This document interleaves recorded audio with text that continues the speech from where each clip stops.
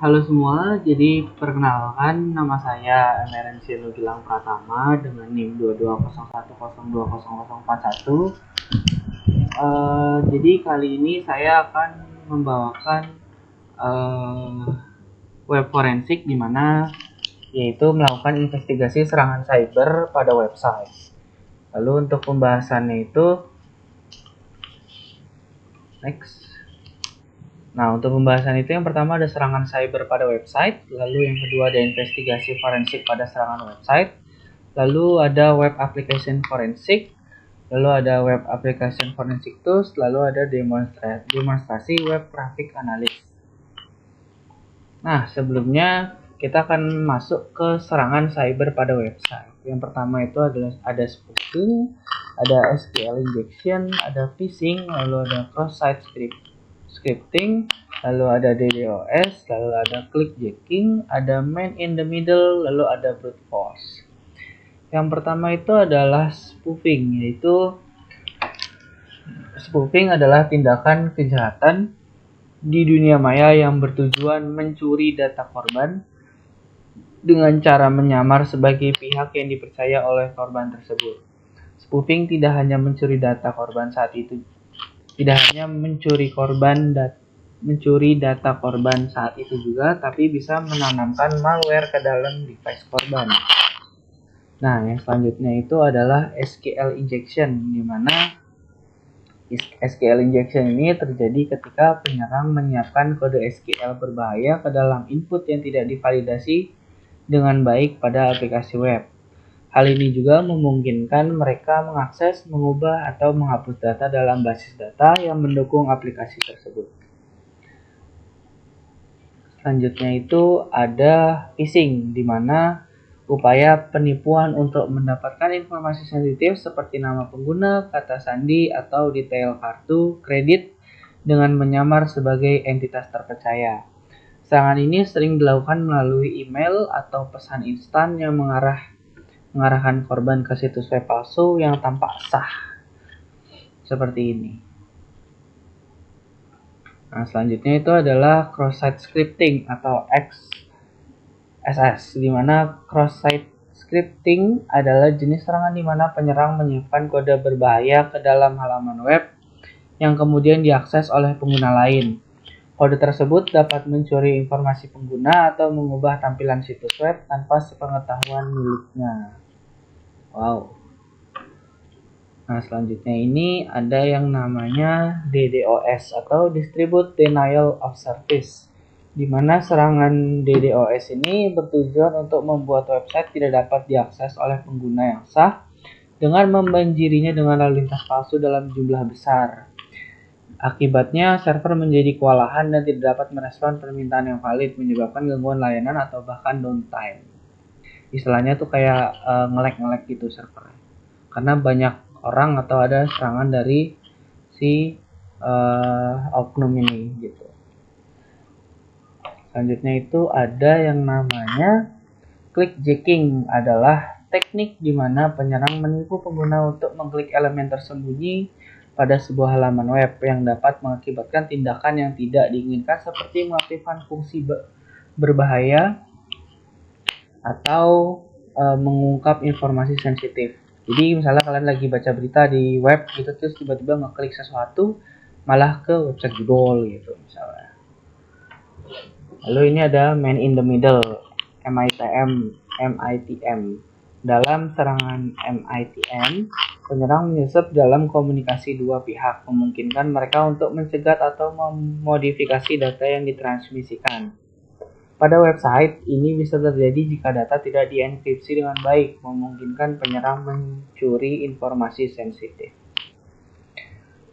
Selanjutnya ada brute force. Serangan brute force melibatkan upaya penyerang untuk menebak kredensial login dengan mencoba berbagai kombinasi username dan password hingga menemukan yang benar.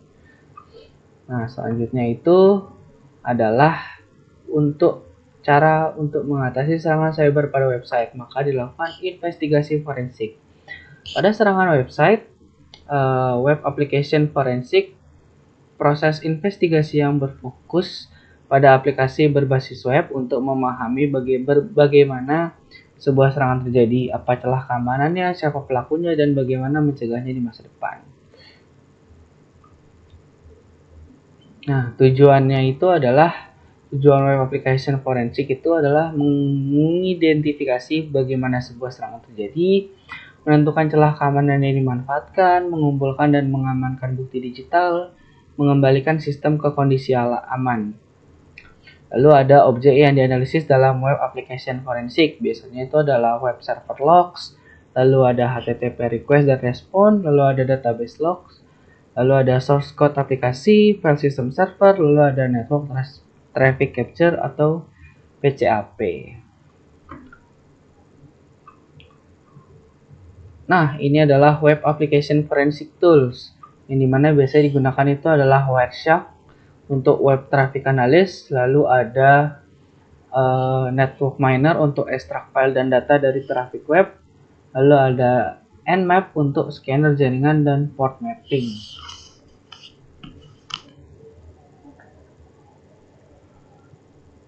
Nah, kita akan masuk ke demonstrasinya secara langsung, yaitu menggunakan Wireshark tadi. Langsung saja kita ke Wireshark-nya. Nah, mungkin setelah kalian mendownload dari situs resminya, kalian bisa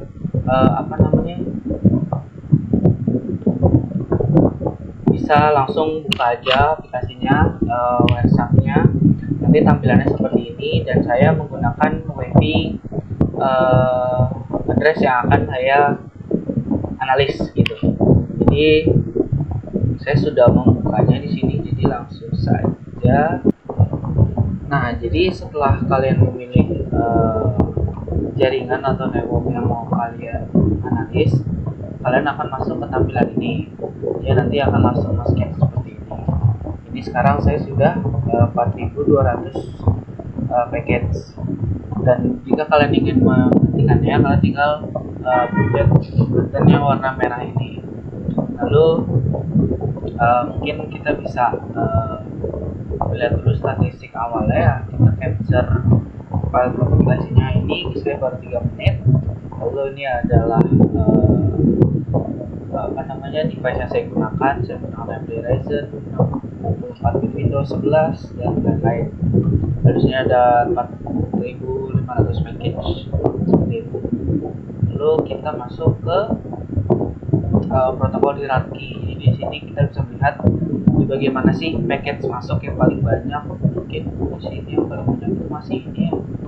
Ini masih transport layer security, karena saya baru buka aplikasi Steam yang harus login. Jadi mungkin security di situ menunggu banyak. Mungkin itu untuk protokol hierarkinya. Lalu ada yang namanya itu non-persentient. Di situ kita bisa melihat berbagai jenis. Ada IPv4, ada IPv6, TCP, UDP. Kita bisa melihat di sini ada IPv4, misalnya di sini ada 192, ini network WiFi saya. Ini bisa kalian lihat ini pokoknya network WiFi saya. Lalu ini adalah paket yang diterima dari si 74125.8.1. Lalu mungkin selanjutnya kita bisa ke bagian DP, kita cari di sini. Nah, ini akan menampilkan ini search bar, bukan search bar, ini filter bar, sorry.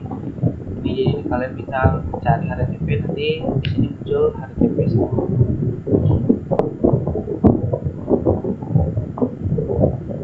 Nah, di sini bisa kita lihat ya, di sini ada user agent-nya, ini ada Microsoft Crypto API, lalu ada link yang ini kita sudah menemukan satu anomali ya di sini. Siapa linknya?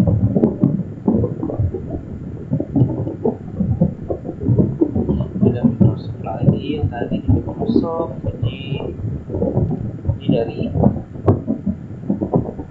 tidak ada Microsoft lagi.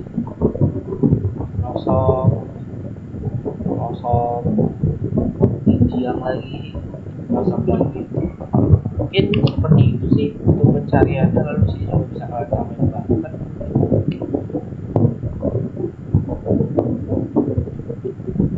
Ya seperti itu sih, itu aja sih mungkin untuk penggunaannya, dan kalian bisa melihat dari mana saja atau apa saja yang diakses dari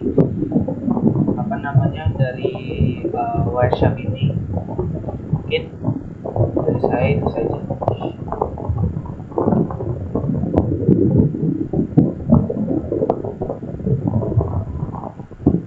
Ini akan saya tetap jalankan ya, karena saya masih coba-coba juga. Mungkin